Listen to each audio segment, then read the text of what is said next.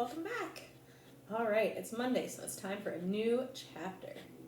Today we have chapter 15, Tempest in the School Teapot. What a splendid day, said Anne, drawing a long breath. Isn't it good just to be alive on a day like this? I pity the people who aren't born yet for missing it. They may have good days, of course, but they can never have this one. And it's splendider still to have such a lovely way to go to school by, isn't it?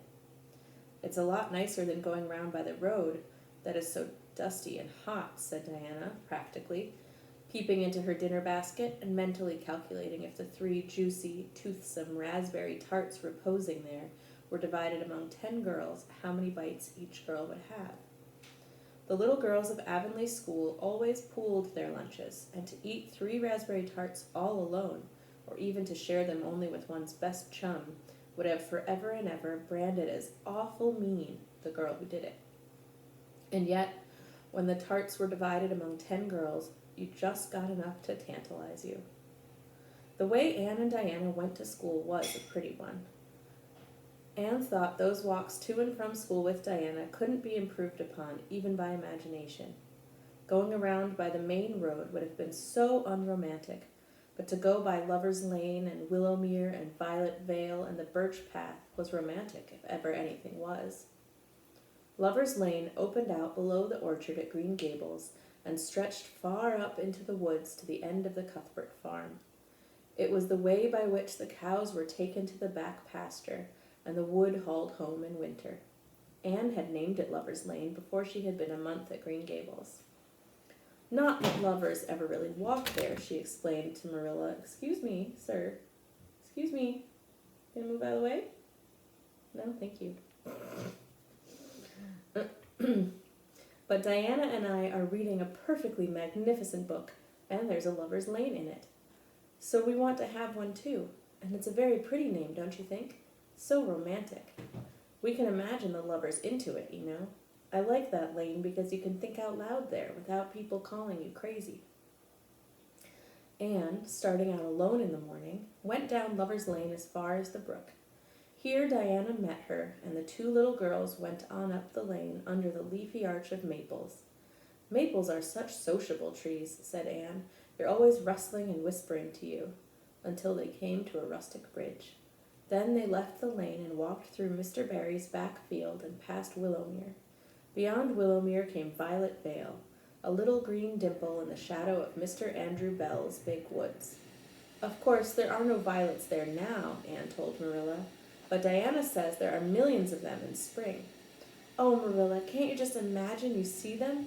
It actually takes away my breath. I named it Violet Vale. Diana says she never saw the beat of me for hitting on fancy names for places. It's nice to be clever at something, isn't it? But Diana named the Birch Path.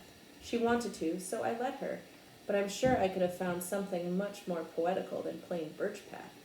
Anybody can think of a name like that. But the Birch Path is one of the prettiest places in the world, Marilla. It was.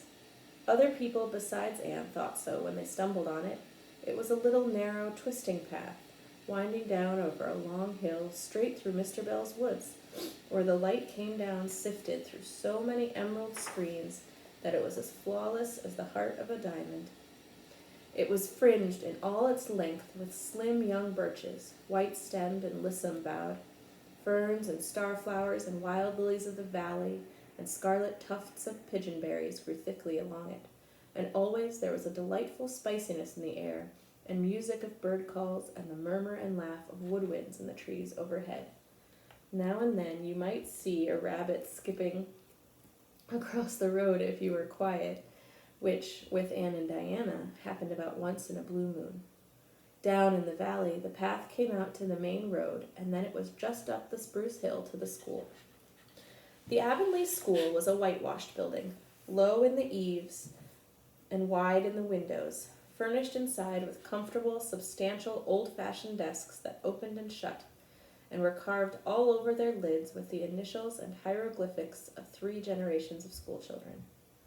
The schoolhouse was set back from the road, and behind it was a dusky fir wood and a brook where all the children put their bottles of milk in the morning to keep cool and sweet until dinner hour. Marilla had seen Anne start off to school on the first day of September with many secret misgivings. Anne was such an odd girl. How would she get on with the other children? And how on earth would she ever manage to hold her tongue during school hours? Things went better than Marilla feared, however. Anne came home that evening in high spirits. "I think I'm going to like school here," she announced. "I don't think much of the master, though. He's all the time curling his mustache and making eyes at Prissy Andrews. Prissy is grown up, you know. She's 16 and she's studying for the entrance examination into Queen's Academy at Charlottetown next year. Tilly Boulter says the master is dead gone on her. She's got a beautiful complexion and curly brown hair, and she does it up so elegantly. She sits in the long seat at the back, and he sits there too most of the time, to explain her lessons, he says. But Ruby Gillis says she saw him writing something on her slate, and when Prissy read it, she blushed as red as a beet and giggled. And Ruby Gillis says she doesn't believe it had anything to do with the lesson." "Anne Shirley, don't let me hear you talking about your teacher in that way again," said Marilla sharply. "You don't go to school to criticize the master. I guess he can teach you something, and it's your business to learn. And I want you to understand right off that you are not to come home telling tales about him. That is something I won't encourage. I hope you were a good girl." "Indeed I was," said Anne comfortably. "It wasn't so hard as you might imagine either. I sat with Diana. Our seat is right by the window, and we can look down to the lake of shining waters. There are a lot of nice girls in school, and we had scrumptious fun playing at dinner time. It's so nice to have a lot of little girls to play with. But of course I like Diana best, and I always will. I adore Diana. I'm dreadfully far behind the others. They're all in the 5th book, and I'm only in the 4th. I feel that it's kind of a disgrace. But there's not one of them has such an imagination as I have, and I soon found that out. We had reading and geography and Canadian history and dictation today. Mr. Phillips said my spelling was disgraceful, and he held up my slate so that everybody could see it, all marked over. I felt so mortified. Marilla, he might have been politer to a stranger. Ruby Gillis gave me an apple, and Sophia Sloane lent me a lovely pink card with 'May I see you home' on it. I'm to give it back to her tomorrow. And Tilly Boulter let me wear her bead ring all the afternoon. Can I have some of those pearl beads off the old pincushion in the garret to make myself a ring? And oh, Marilla, Jane Andrews told me that Minnie McPherson told her that she heard Prissy Andrews tell Sarah Gillis that I had a very pretty nose. Marilla, that is the first compliment I have ever had in my life, and you can't imagine what a strange feeling it gave me.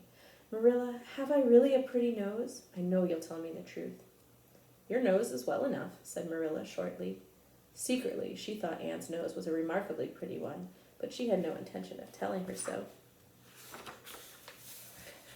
That was 3 weeks ago, and all had gone smoothly so far.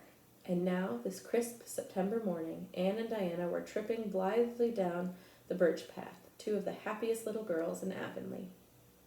"I guess Gilbert Blythe will be in school today," said Diana. "He's been visiting his cousins over in New Brunswick all summer, and he only came home Saturday night.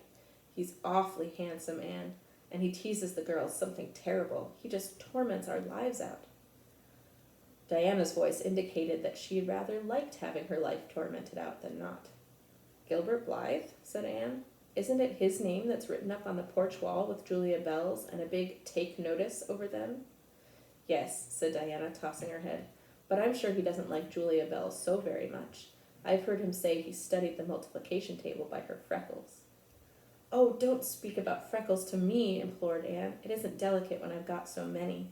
But I do think that writing 'take notices' up on the wall about the boys and girls is the silliest ever.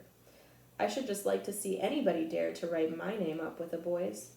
Not, of course," she hastened to add, "that anybody would."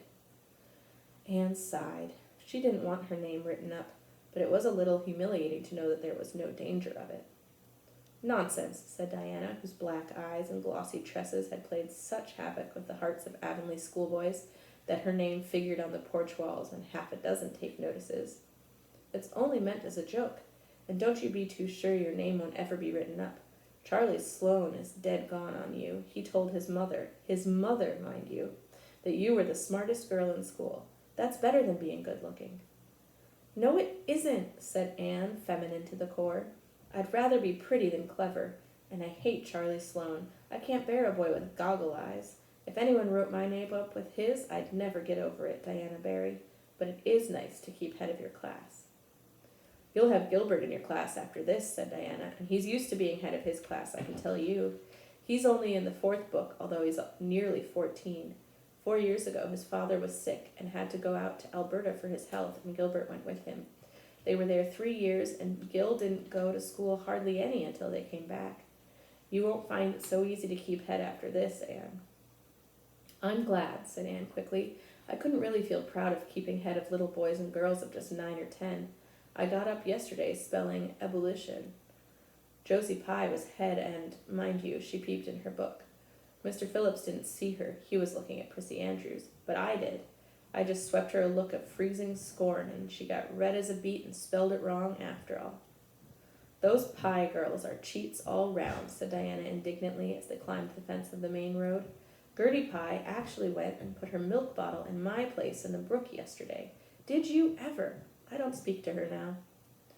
When Mr. Phillips was in the back of the room hearing Prissy Andrews' Latin, Diana whispered to Anne, That's Gilbert Blythe sitting right across the aisle from you, Anne. Just look at him and see if you don't think he's handsome. Anne looked accordingly. She had a good chance to do so, for the said Gilbert Blythe was absorbed in stealthily pinning the long yellow braid of Ruby Gillis, who sat in front of him, to the back of her seat. He was a tall boy with curly brown hair, roguish hazel eyes, and a mouth twisted into a teasing smile. Presently, Ruby Gillis started up to take a sum to the master. She fell back into her seat with a little shriek, believing that her hair was pulled out by the roots. Everybody looked at her, and Mr. Phillips glared so sternly that Ruby began to cry. Gilbert had whisked the pin out of sight and was studying his history with the soberest face in the world. But when the commotion subsided, he looked at Anne and winked with inexpressible drollery. I think your Gilbert Blythe is handsome, confided Anne to Diana, but I think he's very bold. It isn't good manners to wink at a strange girl. But it was not until the afternoon that things really began to happen. Mr. Phillips was back in the corner explaining a problem in algebra to Prissy Andrews, and the rest of the scholars were doing pretty much as they pleased, eating green apples, whispering, drawing pictures on their slates, and driving crickets, harnessed to strings, up and down the aisle. Gilbert Blythe was trying to make Anne Shirley look at him, and failing utterly, because Anne was at that moment totally oblivious, not only to the very existence of Gilbert Blythe, but of every other scholar in Avonlea School and of Avonlea School itself. With her chin propped on her hands and her eyes fixed on the blue glimpse of the lake of shining waters that the west window afforded, she was far away in a gorgeous dreamland, hearing and seeing nothing save her own wonderful visions. Gilbert Blythe wasn't used to putting himself out to make a girl look at him and meeting with failure. She should look at him, that red-haired Shirley girl with the little pointed chin and the big eyes that weren't like the eyes of any other girl in Avonlea School. Gilbert reached across the aisle, picked up the end of Anne's long red braid, held it out at arm's length, and said in a piercing whisper, "Carrots! Carrots!" Then Anne looked at him with a vengeance. She did more than look. She sprang to her feet, her bright fancies fallen into cureless ruin. She flashed one indignant glance at Gilbert from eyes whose angry sparkle was swiftly quenched in equally angry tears. "You mean, hateful boy!" she exclaimed passionately. "How dare you!" And then, thwack! Anne had brought her slate down on Gilbert's head and cracked it. Slate, not head, clear across. Avonlea School always enjoyed a scene. This was an especially enjoyable one. Everybody said, "Oh!" in horrified delight. Diana gasped. Ruby Gillis, who was inclined to be hysterical, began to cry. Tommy Sloane let his team of crickets escape him altogether while he stared open-mouthed at the tableau.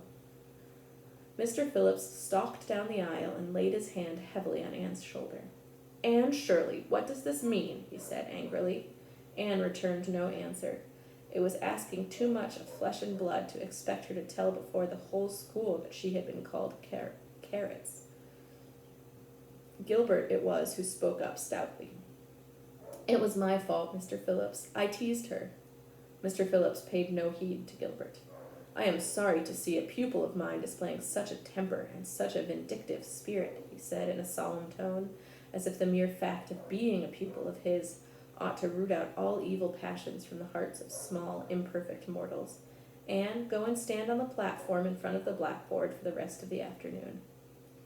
Anne would have infinitely preferred a whipping to this punishment, under which her sensitive spirit quivered as from a whiplash. With a white, set face, she obeyed.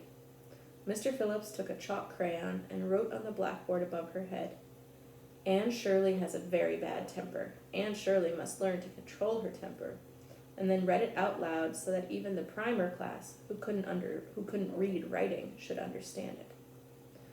Anne stood there the rest of the afternoon with that legend above her. She did not cry or hang her head. Anger was still too hot in her heart for that, and it sustained her amid all her agony of humiliation. With resentful eyes and passion-red cheeks, she confronted alike Diana's sympathetic gaze and Charlie Sloane's indignant nods and Josie Pye's malicious smiles. As for Gilbert Blythe, she would not even look at him. She would never look at him again. She would never speak to him. When school was dismissed, Anne marched out with her red head held high. Gilbert Blythe tried to intercept her at the porch door. I'm awfully sorry I made fun of your hair, Anne, he whispered contritely. Honest I am. Don't be mad for keeps now. Anne swept by disdainfully, without look or sign of hearing. Oh, how could you, Anne? Breathed Diana as they went down the road, half reproachfully, half admiringly. Diana felt that she could never have resisted Gilbert's plea. I shall never forgive Gilbert Blythe, said Anne firmly. And Mr. Phillips spelled my name without an E, too. The iron has entered into my soul, Diana. Diana hadn't the least idea what Anne meant, but she understood it must be something terrible. You mustn't mind Gilbert making fun of your hair, she said soothingly. Why, he makes fun of all the girls. He laughs at mine because it's so black. He's called me a crow a dozen times, and I never heard him apologize for anything before either. There's a great deal of difference between being called a crow and being called carrots, said Anne with dignity. Gilbert Blythe has hurt my feelings excruciatingly, Diana. It is possible the matter might have blown over without more excruciation if nothing else had happened, but when things begin to happen, they are apt to keep on. Avonlea scholars often spent noon hour picking gum in Mr. Bell's spruce grove over the hill and across his big pasture field. From there, they could keep an eye on Eben Wright's house, where the master boarded. When they saw Mr. Phillips emerging therefrom, they ran for the schoolhouse. But the distance being about 3 times longer than Mr. Wright's lane, they were very apt to arrive there, breathless and gasping, some 3 minutes too late. On the following day, Mr. Phillips was seized with one of his spasmodic fits of reform and announced, before going home to dinner, that he should expect to find all the scholars in their seats when he returned. Anyone who came in late would be punished. All the boys and some of the girls went to Mr. Bell's spruce grove as usual, fully intending to stay only long enough to pick a chew. But spruce groves are seductive, and yellow nuts of gum beguiling. They picked and loitered and strayed, and as usual, the first thing that recalled them to a sense of the flight of time was Jimmy Glover shouting from the top of a patriarchal old spruce, Master's coming! The girls, who were on the ground, started first, and managed to reach the schoolhouse in time, but without a second to spare. The boys, who had to wriggle hastily down from the trees, were later, and Anne, who had not been picking gum at all, but was wandering happily in the far end of the grove, waist deep among the bracken, singing softly to herself, with a wreath of rice lilies on her hair, as if she were some wild divinity of the shadowy places, was latest of all. Anne could run like a deer, however. Run she did, with the impish result that she overtook the boys at the door and was swept into the schoolhouse among them just as Mr. Phillips was in the act of hanging up his hat. Mr. Phillips's brief reforming energy was over. He didn't want the bother of punishing a dozen pupils, but it was necessary to do something to save his word. So he looked about for a scapegoat and found it in Anne, who had dropped in her seat, gasping for breath, with her forgotten lily wreath hanging askew over one ear, and giving her a particularly rakish and disheveled appearance. Anne Shirley, since you seem to be so fond of the boys' company, we shall indulge your taste for it this afternoon, he said, sarcastically. Take those flowers out of your hair and sit with Gilbert Blythe. The other boys snickered. Diana, turning pale with pity, plucked the wreath from Anne's hair and squeezed her hand. Anne stared at the master as if turned to stone. Did you hear what I said, Anne? Queried Mr. Phillips sternly. Yes, sir, said Anne slowly, but I didn't suppose you really meant it. I assure you I did, still with a sarcastic inflection which all the children, and Anne especially, hated. It flicked on the raw. Obey me at once. For a moment, Anne looked as if she meant to disobey. Then, realizing that there was no help for it, she rose haughtily, stepped across the aisle, sat down beside Gilbert Blythe, and buried her face in her arms on the desk. Ruby Gillis, who got a glimpse of it as it went down, told the others going home from school that she'd actually never seen anything like it. It was so white, with awful little red spots in it. To Anne, this was the end of all things. It was bad enough to be singled out for punishment from among a dozen equally guilty ones. It was worse still to be sent to sit with a boy, but that boy should be Gilbert Blythe was heaping insult on injury to a degree utterly unbearable. Anne felt that she could not bear it, and it would be of no use to try. Her whole being seethed with shame and anger and humiliation. At first, the other scholars looked and whispered and giggled and nudged. But as Anne never lifted her head, and as Gilbert worked fractions as if his whole soul was absorbed in them and them only, they soon returned to their own tasks, and Anne was forgotten. When Mr. Phillips called the history class out, Anne should have gone, but Anne did not move, and Mr. Phillips, who had been writing some verses to Priscilla before he called the class, was thinking about an obstinate rhyme still and never missed her. Once, when nobody was looking, Gilbert took from his desk a little pink candy heart with a gold motto on it, "You are sweet," and slipped it under the curve of Anne's arm. Whereupon Anne arose, took the pink heart gingerly between the tips of her fingers, dropped it on the floor, ground it to a powder beneath her heel, and resumed her position without deigning to bestow a glance on Gilbert.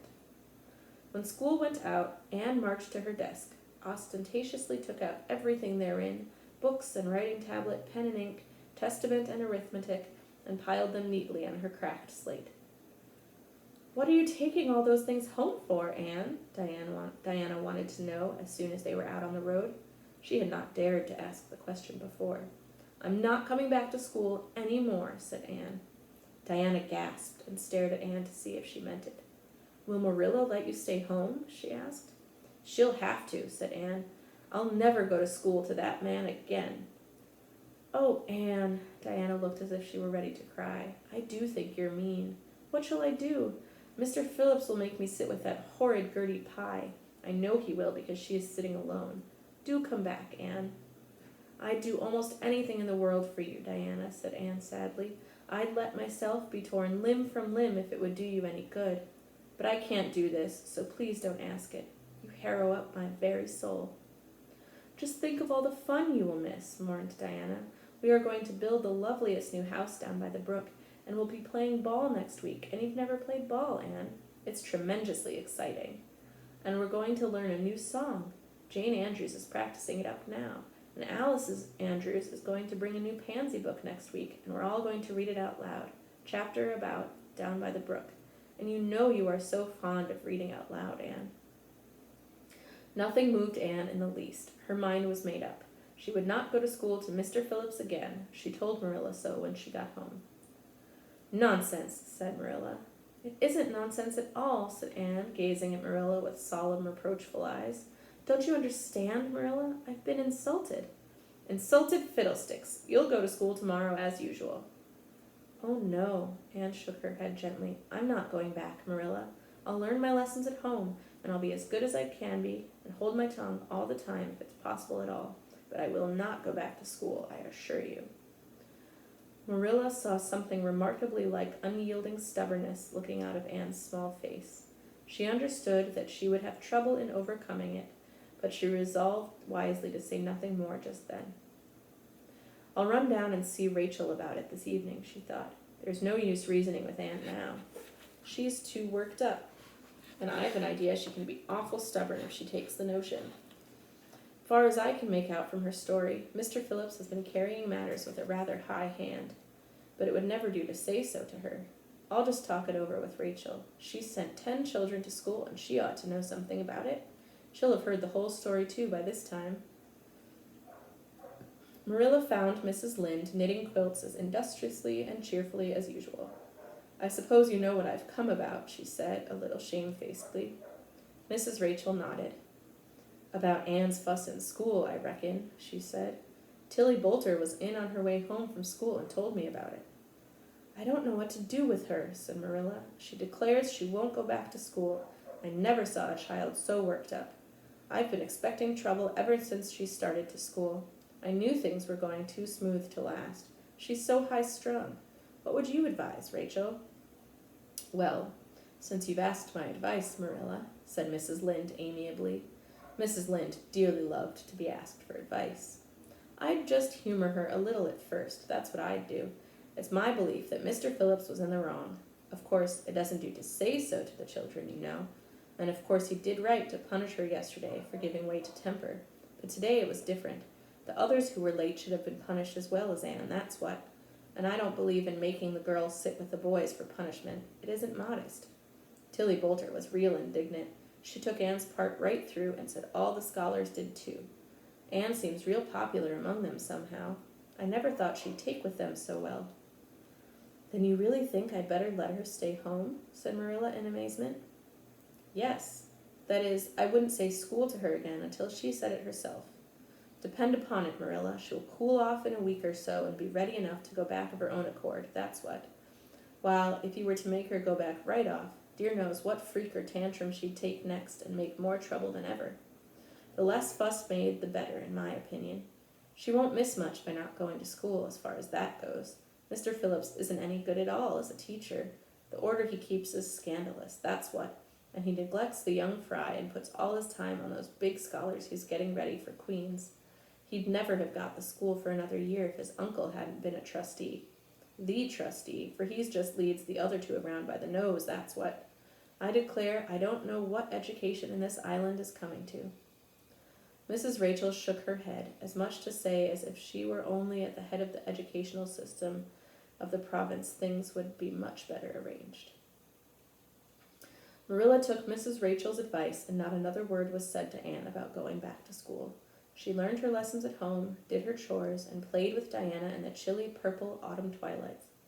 But when she met Gilbert Blythe on the road or encountered him in Sunday school, she passed him by with an icy contempt that was no whit thawed by his evident desire to appease her. Even Diana's efforts as a peacemaker were of no avail. Anne had evidently made up her mind to hate Gilbert Blythe to the end of life. As much as she hated Gilbert, however, she did love Diana, with all the love of her passionate little heart, equally intense in its likes and dislikes. One evening, Marilla, coming in from the orchard with a basket of apples, found Anne sitting alone by the east window in the twilight, crying bitterly. Whatever's the matter now, Anne? She asked. It's about Diana, sobbed Anne luxuriously. I love Diana so, Marilla. I cannot ever live without her. But I know very well when we grow up that Diana will get married and go away and leave me. And oh, what shall I do? I hate her husband. I just hate him furiously. I've been imagining it all out, the wedding and everything.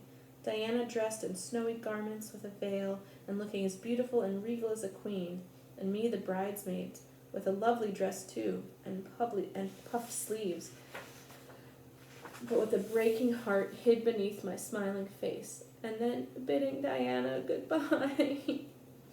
Here Anne broke down entirely and wept with increasing bitterness. Marilla turned quickly away to hide her twitching face, but it was no use. She collapsed on the nearest chair and burst into such a hearty and unusual peal of laughter that Matthew, crossing the yard outside, halted in amazement. When had he heard Marilla laugh like that before? Well, Aunt Shirley, said Marilla as soon as she could speak, if you must borrow trouble, for pity's sake, borrow it handier home. I should think you had an imagination, sure enough. And that is chapter 15. See you tomorrow for chapter 16.